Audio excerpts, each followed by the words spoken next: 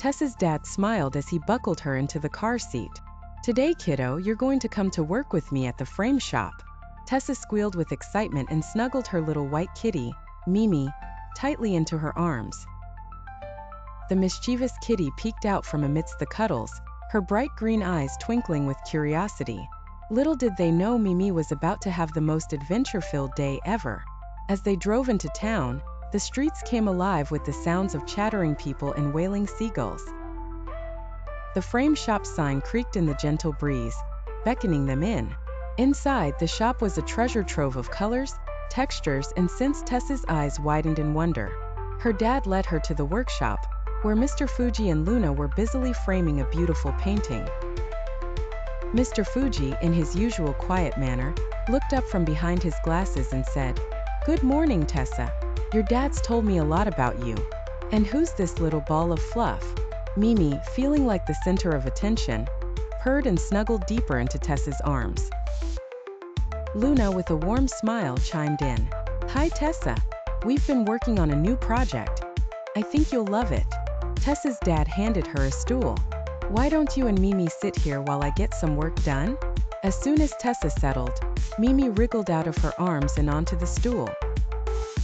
With a spring, the little kitty jumped off, landed softly on the workbench, and began to explore the frame-making tools. Tessa giggled, Mr. Fuji chuckled. Luna sang out, "Oh, this is going to be fun."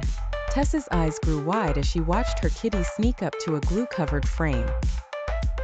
Before anyone could react, Mee Mee dipped her paw into the glue and left a tiny sticky footprint on the glass. Mr. Fuji chuckled. "Well, I suppose that's one way to add a unique touch to our art." Everyone laughed, and Luna quickly grabbed a cloth to clean up the mess.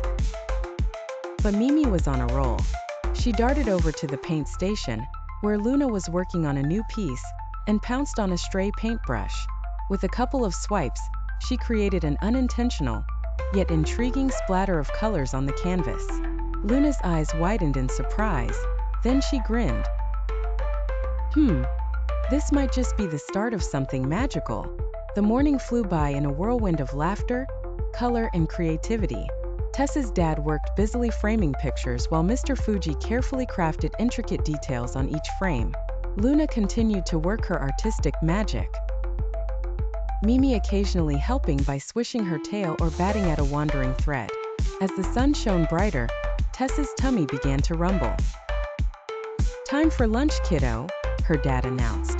As they stepped out of the shop, Mr. Fuji and Luna waved goodbye, and Mee Mee tagged along, eager for more adventures.